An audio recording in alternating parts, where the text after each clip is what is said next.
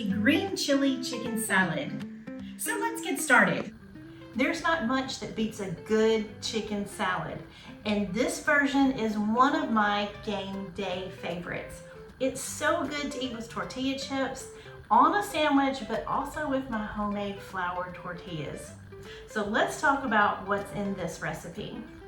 We've got some boneless, skinless chicken breasts, a red onion, cilantro, lime, and jalapenos. I've got some frozen whole kernel corn, sour cream, mayonnaise, and our seasonings, salt, pepper, chili powder, cumin, and garlic powder. To get started, the first thing you're gonna wanna do is to prep that chicken. Now, you can use a rotisserie chicken that's already cooked from the grocery store for this recipe. And that makes this a low cook or no cook recipe, which is awesome when you're in a hurry. Just remember, if you use that rotisserie chicken, you have to use the white and the dark meat. So if you're not a dark meat lover, that's important to know. For me, I'm gonna use the boneless, skinless chicken breast, and I'm gonna boil them myself here on the stove top. So I've got a 5-quart saucepan. I love to use my Dutch oven, and we're gonna salt that water. Now this is gonna be the only seasoning that the meat actually gets, so it's important that it's well seasoned. So we're just gonna go ahead and add salt, and you're gonna add a little bit more than you think you are. So I just wanted you to see how much salt we're actually putting in this recipe. It's probably a little less than 1/4 of a cup. So while our chicken is boiling, we're gonna go ahead and make the dressing for this salad. And we're gonna use that mayonnaise, 3/4 cup mayonnaise, sour cream, a 1/2 cup of sour cream, 7 ounces of diced green chilies, not drained, so with the juice and all. We want to put that in there to flavor our dressing. And then we're going to include our seasonings: the salt, the pepper, the chili powder, the cumin, and the garlic powder. And I'm just going to use the whisk to get anything extra off my spatula there. Set that aside. I'm going to give it a little stir before I add the lime juice. So if you could smell this already, you would know that this is going to be so delicious. That punch of the chili powder and the cumin, the green chilies, lots of flavor here. All right, so I've got 2 limes that I've halved, and we're going to juice those. This is probably about 2 tablespoons of lime juice. These look like some really juicy limes, so I'm just gonna hold up with 1, but 2 tablespoons of lime juice is what you're gonna want. So we'll give it one final whisk. And you can see what it looks like there. Nice and creamy. Mixed in with that chicken, it's gonna be so delicious. So that dressing's been made, and those flavors are just having a little time to spin together, and we're going to roast our corn. Now, this is a step you can skip if you like, but the roasted corn adds such a nice sweetness to the dish, and it only takes about a minute or 2.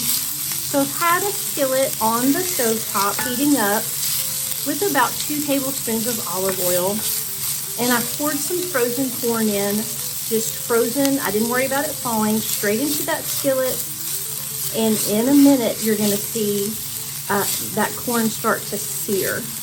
And when it does, it brings out a nice roasted, sweet flavor that you're really gonna enjoy.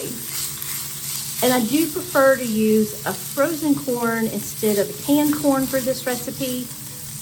Frozen corn is a lot fresher, there's a lot less sodium, and it's just better for you all the way around. So like I said, if you want to go ahead and run your corn underneath some cool water and thaw it out and not worry about roasting it, this is a step that you can skip. But for flavor, I'm always gonna roast the corn in the skillet. Okay, so just after a minute or 2, that corn will start popping and you'll see it starts to sear or get brown, and this is when you know your corn is done. So now we're going to chop the remaining ingredients of our salad. I'm going to start with the chicken. Now I've seen a lot of really neat tips on the internet about using your hand mixer to shred the chicken, and you're welcome to do that if that's what you like to do. I've tried it a couple of times. It doesn't always work for me.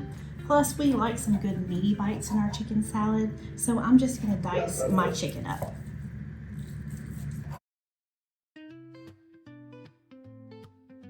Next, we're going to chop our jalapenos. Now, a couple of things to know about chopping jalapenos and choosing them in the grocery store. First of all, your bigger peppers are going to have less heat than your smaller peppers, so choose them according to what your family likes. And the next thing, while chopping them, you don't really want to get any of that heat on your fingers. So if you want to use gloves, I recommend it, especially if like you're a contact lens wearer. Any tiny bit of spice you get on your fingers is really gonna burn. So the inside of your peppers, a lot of people think that the seeds are what makes the pepper hot, but it's not the seeds, it's actually the membranes. And the membrane is what the seeds are connected to, so you can see why often the seeds get the bad rap. So the more membrane that you remove from your pepper, the less spicy it's gonna be and just have that nice green pepper taste. So a little heat, you wanna leave some membrane in there. A lot of heat, leave a lot of membrane. No heat, cut out as much membrane as you can.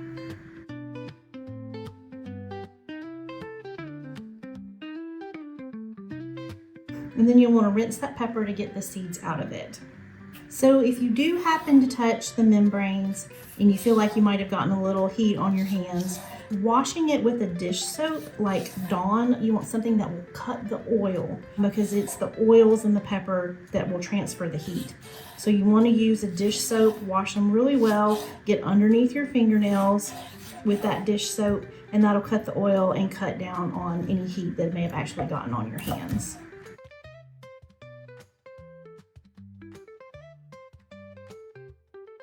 And lastly, we're going to chop up this cilantro. Now, as always, if you don't like cilantro, parsley is a good substitute, or you could just leave it out altogether. But we're just going to do about a half cup of the cilantro. All right, so we have all of our ingredients in a large mixing bowl, and I do like to mix my salad in a bowl larger than I'm going to serve it in. It gives me just a lot of room to mix and toss the ingredients. We're going to take that dressing that we made earlier. We're going to pour it right over the top. I'm only going to put about 2/3 of the dressing on the salad at first, just to see how the salad looks. We don't want to make it too wet. And if we need to, we can save the rest of the dressing for tomorrow to freshen the salad up. But at first glance, we just want to see how much dressing we've got and if we need to add anything else. Okay, so now that we've got our salad nice and mixed up, we're going to move it to a smaller bowl that we're actually going to serve it in. So let's talk about some serving tips, because I want your recipe to be a success, not just in the kitchen, but all the way to the table. And putting the salad in a smaller serving bowl is one of my favorite go-tos for serving. When you move it to a smaller bowl, you can just give it that nice full look. It doesn't look like there's just a little bit of salad, but it looks like there's plenty to go around.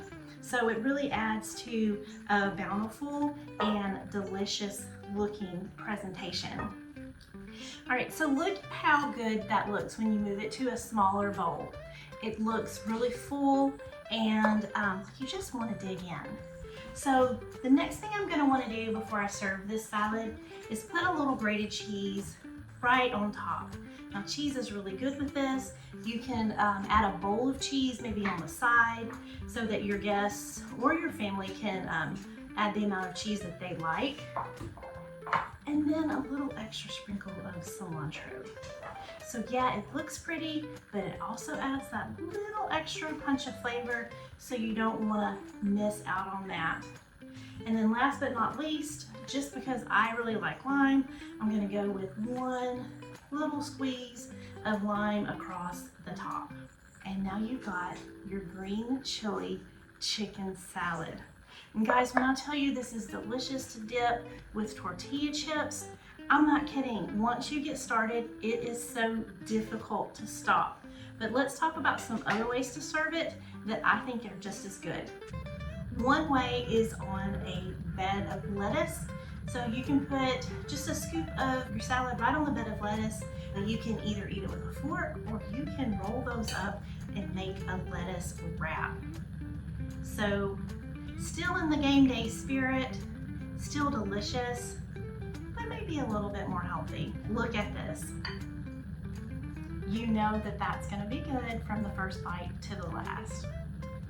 And then if I'm not eating tortilla chips, I'm gonna have to tell you, homemade tortillas are really the way to go with this recipe. You're just gonna fill that tortilla just like you would a taco. Put as much in there as you want. Add some extra cheese if you like. Maybe a black bean or two, a little bit of more cilantro. Fold that in half, and you're gonna have a game day bite that you can't get over. So, from the kitchen to the table, you know I've got you covered. If you like this recipe, don't forget to subscribe. Not just to the YouTube channel, but to southerndiscourse.com, where I'm cooking up the Southern food you know and love. Plus, there's weekly meal plans where I'm putting these recipes together so that you always know what to make for dinner. And there's access to my new series, Dinner with Friends. You're not gonna wanna miss that. I hope to see you there.